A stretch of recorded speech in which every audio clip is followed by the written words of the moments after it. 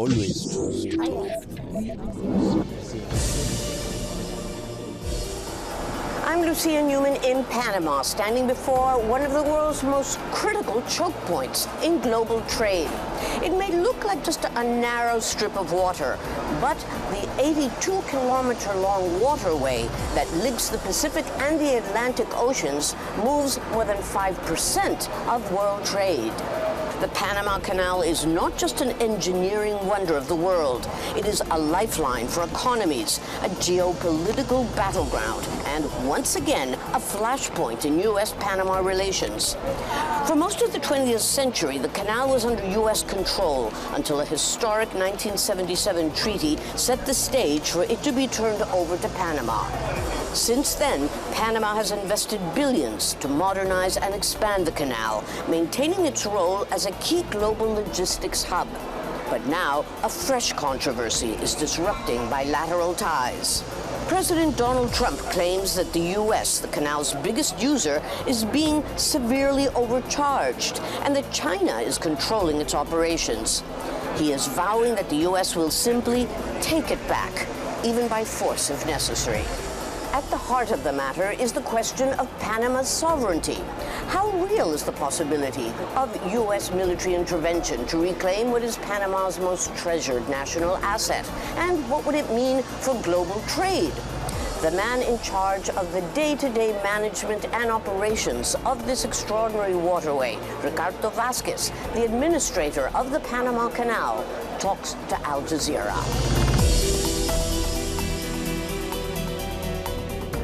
Panama Canal Administrator Ricaurte Vasquez, thank you for being with us. Thank you. I think you would agree that not since Panama took full charge of the Panama Canal 25 years ago has one of the two most important waterways in the world been under such scrutiny. Yes. So let's start right away. President Donald Trump has said that, quote, we gave the canal to Panama, not to China. What is your reaction to that?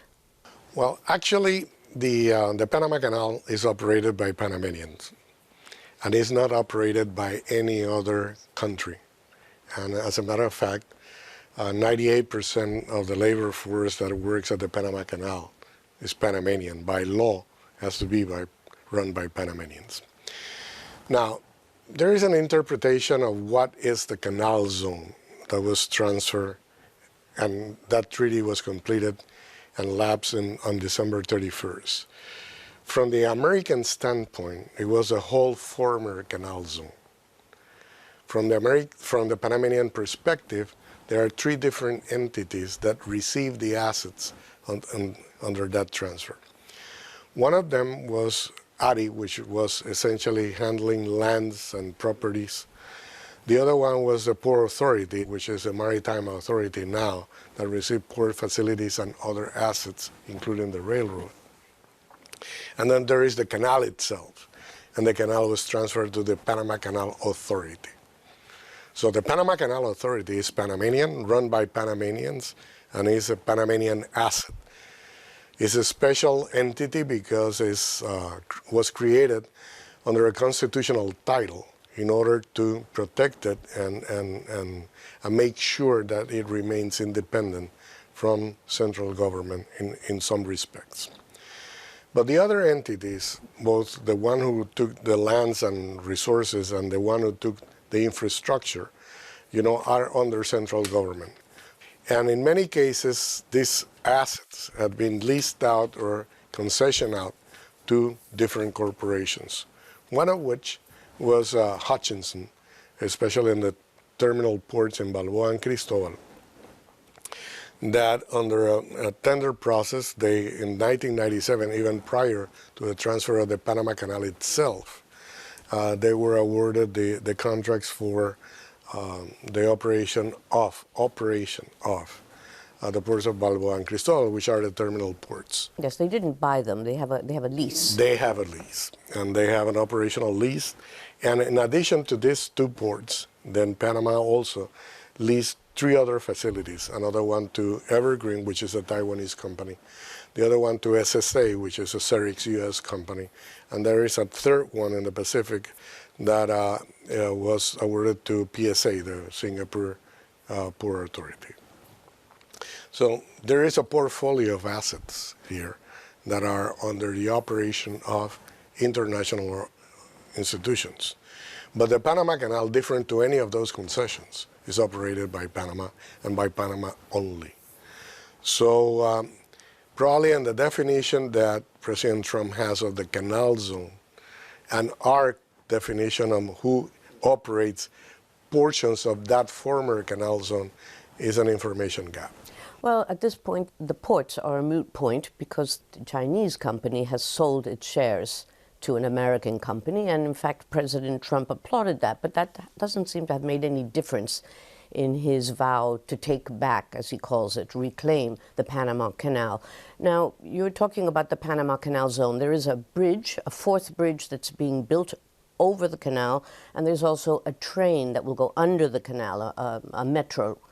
And both those contracts have been given to Chinese companies. A former U.S. ambassador to Panama, who does not get along well with the current U.S. administration, has said that this could be seen as an issue because it could, and I'm quoting, sabotage or block the canal or plant scanners and sensors in the concrete bars. The fact that that a Chinese company has been awarded those contracts. Do you agree that this is a possible, or at least hypothetically, an issue that the United States could be concerned about? Hypothetically, you can be concerned about anything. As a matter of fact, you know, that is a reality. You can generate a narrative that is based on fiction. Is it based on facts? The truth of the matter is that there was an open tender contracted by the Ministry of Public Works, which is responsible for roads and infrastructure. And the tunnel is part of the metro system that links West Bank and the East Bank of Panama. You have to go over the canal or under the canal in order to link the populations alongside. Mm-hmm. So these contracts have been awarded, in the case of the tunnel, to a consortium that has a Chinese corporation included, but there's also a Japanese and other companies. The tunneling machine probably was made in Europe, for example. So nowadays it's very difficult, even if you take a smartphone, to define that is US-made, Chinese-made, UK-made, because parts and components come from all over the world. Mm-hmm. Similarly, in this case, especially for the tunnel, essentially there is a multiplicity of corporations that operate that, and they comply strictly to the purpose why they were contracted for. That being said, if there is any warning or any concerns about it, it's something that must be addressed to the government of Panama, which is the general contractor for these operations. Given that they are performing infrastructure work in Panama Canal areas, they have to apply for approval from the Panama Canal as far as whether they affect or not the operation of the Panama Canal. So we have established specs and regulations that require, for example, the tunnel to meet specs that were provided by the Panama Canal, how deep, the width, and other technical limitations. In a similar fashion, the construction of a bridge over the Panama Canal, which is not the only bridge that's been built on, this is the fourth one. Yes. You know, we had experience in how to determine the specs that are required to meet security standards in building infrastructure over the Panama Canal waterway. That explanation apparently did not convince Secretary of State Marco Rubio when he visited here recently, and it certainly doesn't seem to have convinced President Trump, who just very, very recently in his State of the Union address received a standing ovation, at least from the Republican side of the aisle, when he vowed to reclaim the Panama Canal, arguing, he said, that Panama had violated the Panama Canal treaties. So how do you respond to that? We have not violated the terms and conditions of the Panama Canal treaties. There were two treaties. There's the Panama Canal Treaty, which ended in December 31st, 1999, with the transfer of the Panama Canal to Panamanian control. And there is the ongoing neutrality treaty that determines the neutrality and the operation of the Panama Canal in serving the world. We have executed and performed that treaty according to the law. Because bear in mind that the Panama Canal treaties here and in the United States, here in Panama as well, is part of law. So under the rule of law, we have performed according to the terms of the treaty. If there is any claim, they have to substantiate the claims why Panama has violated. The Chinese issue on the terminal ports is a non-issue because that is not part of the operation of the Panama Canal. That is a commercial issue and has been resolved as a commercial issue as recently. But the operation of the Panama Canal itself, and performing under the terms of the neutrality treaty, we have followed the neutrality treaty to the letter.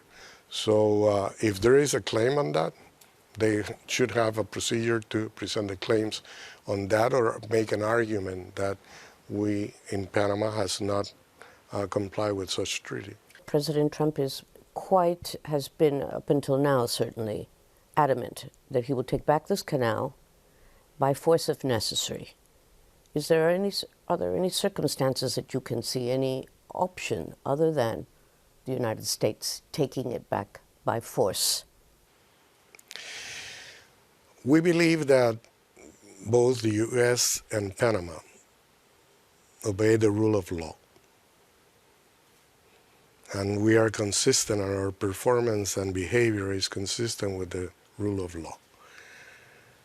There is a law, there is a treaty, there are actual elements that determine whether you have a claim or not to take actions and put a claim, just a claim, on Panama for not performing under the terms of the agreement. If you go to military intervention, I think that will be detrimental for Panama, but it probably will be more detrimental to the U.S. presence in the world. Why? Because there is a rule of law, and there was no need for any military intervention in Panama as we stand right now. What about, as a solution to this impasse, because it is an impasse, could you see the possibility that an American administrator could replace you as a way out of this? No, because the Panamanian Constitution does not allow for that. It has to be Panamanian. So what do you see as, what do you think will happen in the coming weeks and months? Is this real conflict? That's or the is question. it created conflict? That's a question that has to be answered. To us, there is no real conflict at this time. Why is the Panama Canal so, this is on a completely different note, but why is the Panama Canal so important to Panama, to Panamanians? Well, separation from Colombia led to the building of the Panama Canal construction. So it's quintessential to the Panama and the Panama's role.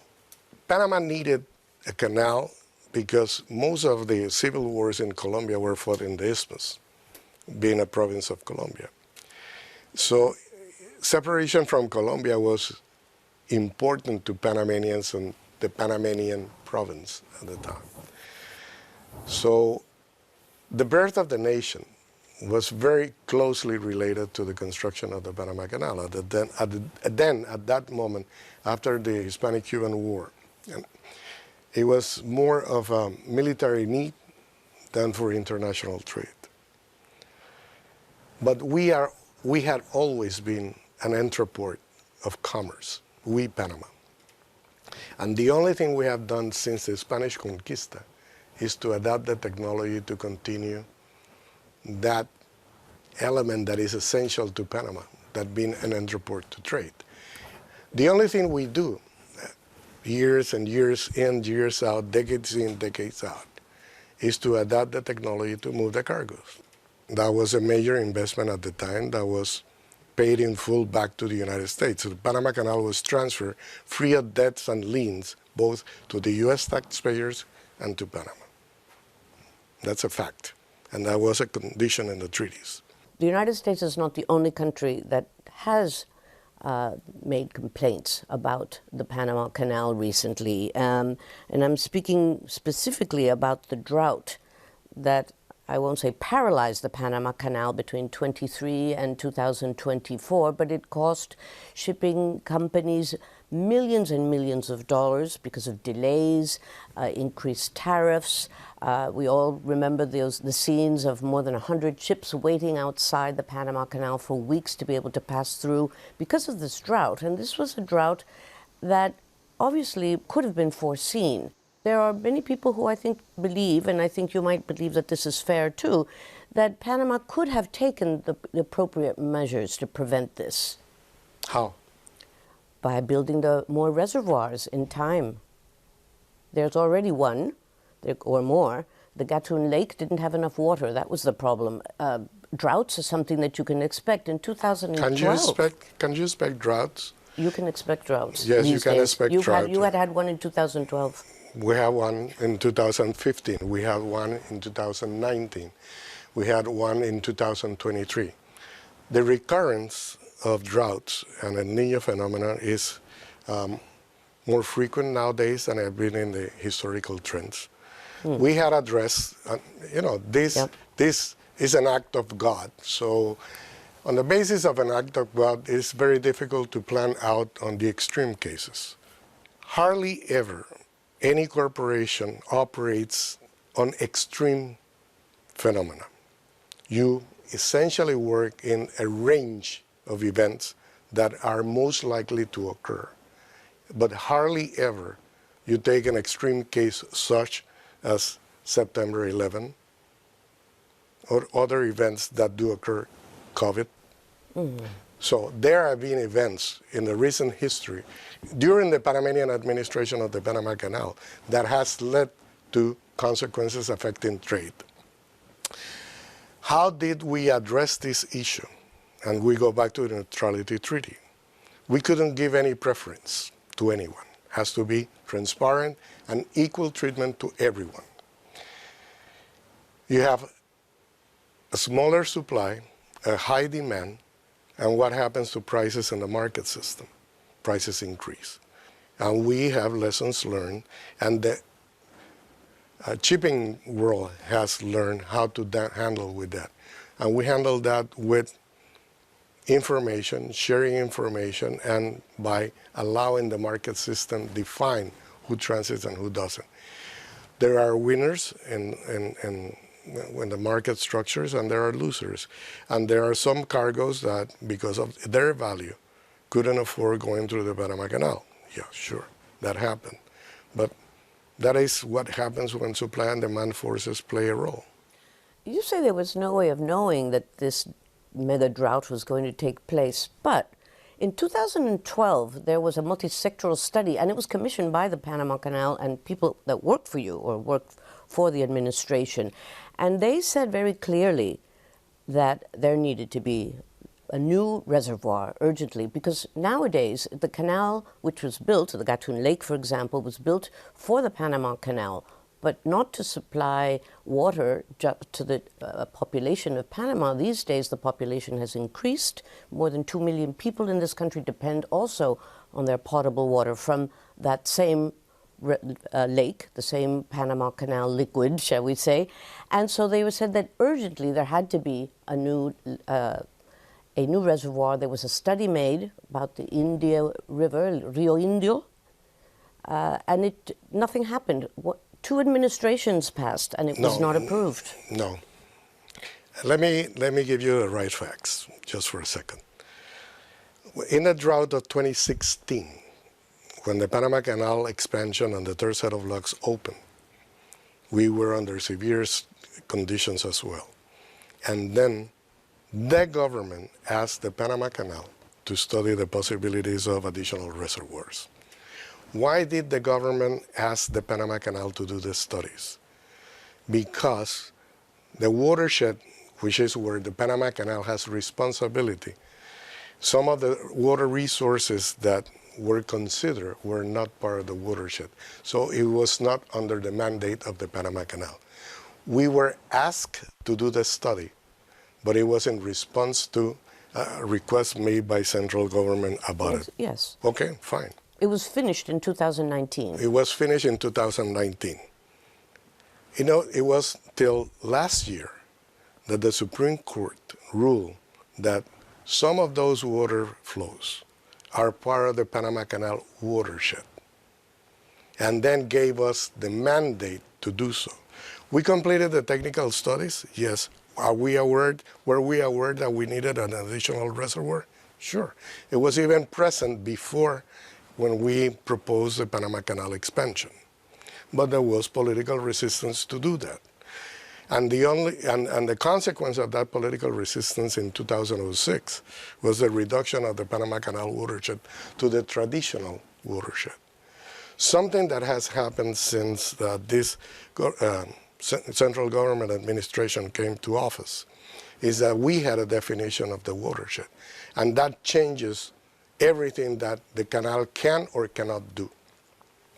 So in the past, this was something that was required to be executed on behalf of central government. Effective July last year, then the Panama Canal has a mandate to execute and perform. So it was basically up to the government to push that through because the Panama Canal Authority didn't have the right to do it initially, since it wasn't part of the watershed. But then the government could be considered by some as having been rather negligent. Well, it was facing other issues, including a copper mine issue and other elements. So, but bear in mind, given that on July 2nd of last year, the Supreme Court indicated that the watershed was well defined by the original legislation that was approved prior to the transfer of the Panama Canal, gave us the latitude to execute and perform, and we have moved very fast on that. Well, you made some very interesting announcements about reforms and improvements to the Panama Canal. Can you tell me a bit more about it? That includes, I think, a gas pipeline, a dry canal, and of course, I understand a commitment now to finally build this new reservoir. And we have announced a program that has as a core element a solution of water for the future. And of course, addresses the water needs of the metropolitan area of Panama, where about 56% and growing to 60% of the population lives. So most of the water that is used for municipal and industrial use and for human consumption is sourced from the Panama Canal lakes. So having an additional lake will provide water, and we have to have a commitment that goes beyond the responsibility of the Panama Canal, that we as Panamanians provide a solution to provide water to the population. That starts with having and collecting water from rainfall in some type of form. And that's why you need a lake to do that. And you need lakes to do that. So in all, I think that the core to this program, no doubt, is the development of water reservoirs in order to provide water. But also complementing that is to enhance the opportunities that by alternative routes, alternative technology, we can also move cargoes through Panama in order to better serve international trade. Yes, because you have heard, we've all been hearing the rumblings that the Panama Canal is becoming out of date. It's going to become obsolete. And for the first time, you even have competition, for example, the dry canal that Mexico is building. So I understand that you are ready to commit something like $8 billion in this gas pipeline, but also a dry canal. What exactly does that include? The $8 billion include about $2 billion of which is essentially water solutions. That 1.4 of that will be Rio Indio related projects. The remainder of that is other solutions that resolve water management and operations of the Panama Canal, which is more confining to the Panama Canal operations. In addition to that, we have infrastructure that we have to upgrade. We have to bring new tugboats. We have to bring new equipment. We have to be consistent with climate change and CO2 emissions. So sustainability on that front requires investments in order to shift some of the operations into more environmentally friendly capabilities. As far as obsolescence, I have to disagree.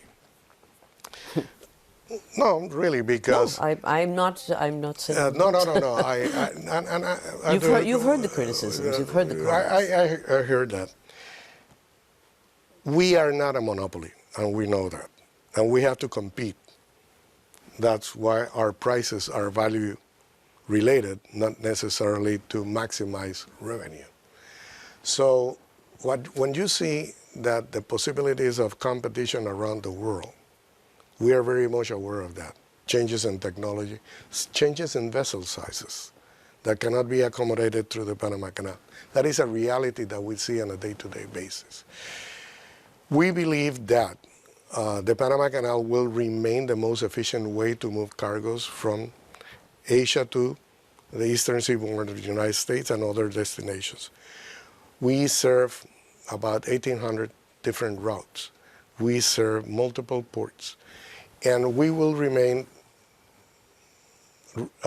relevant in world trade if we do the investments that are needed to assure that Panama is the most efficient way of moving cargoes. When you made the announcement of this new investment, President Trump tweeted, "A Trump win on the Panama Canal." Are these investments, these changes now in reaction to what's happening and to the threats? Or was this planned all along? It was planned all along. Otherwise, the whole reason we bought 22 hectares of land and spent $500 million in doing that is because we had a plan and we had a vision long before the presidential campaign in the United States. There is a clear need for some energy products, and that was a decision made in the States 10, 15 years ago, from fracking to LNG to all the other energy products that come from the Gulf area. And they have essentially a market in Asia. What is the shortest route to do that? Panama. Bear in mind, the Panama route is just the constant adaptation of technology to move cargoes through the isthmus. It was a canal, it was a railroad, it was a pipeline, and now we would add a gas line and another route. It's just different technologies for the same purpose. So this has been our business for 500 years. Ricaurte Vasquez, Administrator of the Panama Canal, thank you very much for talking to Al Jazeera. Good.